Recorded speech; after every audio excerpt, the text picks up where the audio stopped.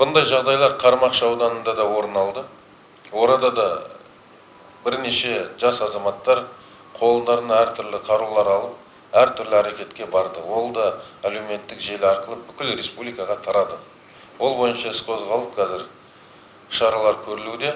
Мақсат Оманұлы, қатаң шара көрілу керек осы бойынша. Мұхтар Әуесұлы, сізде де кейінгі кезде кемшіліктер өте көбейіп бара жатыр.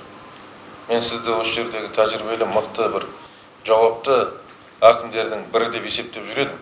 Өкінішке қарай, кейінгі кезде өте осындай кемшіліктер көп. Неге бұл жұмысты сіздер аяғына дейін жеткізбедіңіздер? Неге қадағаламадыңыздар? Тоқтай тұр. Жауабың белгілі ғой сен. Адам деген осы жұмысты аяғына дейін жеткізу керек еді ғой. Әр ауылда, кенттің орталығында, қалада, ауданда жұмыс жасалу керек еді осы бойынша. Өкінішке орай ақсыз қалды. Сол бала бойынша іс қозғалды. Оның нәтижесіне де тұрғындар, вообще әлеуметтік желінің қолданушылардың бәрі ренжулі. Қаншама маған хаттар келіп жатыр осыған байланысты.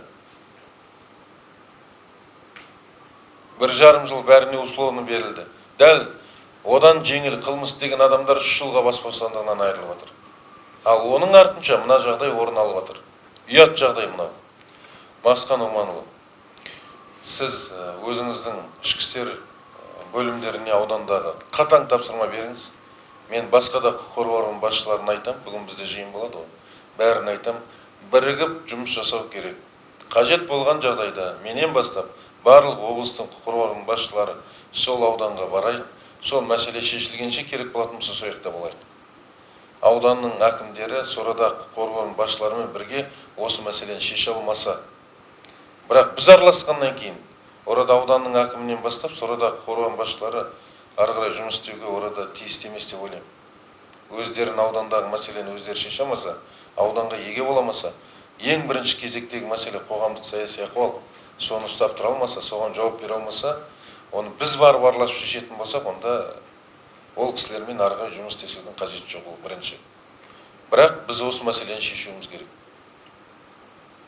Сондықтан сіз қатаң тапсырма беріңіз. Уақыт берейік. Барлық ауданда, қалада тәртіп болу керек. Мынандай топтық төбелестер орын алатын болса, шын біз өзіміз барып осымен тікелей айналысамыз. Барлық құқық қорғау орган басшыларын алып барам. Бірақ ары қарай ол жердегі басшылар аудан әкімінен бастап өз жұмыстарын ары қарай жалғастырмайтын болады. Қатаң ескертемін. Кім болса да, қай аудан, қала болса да.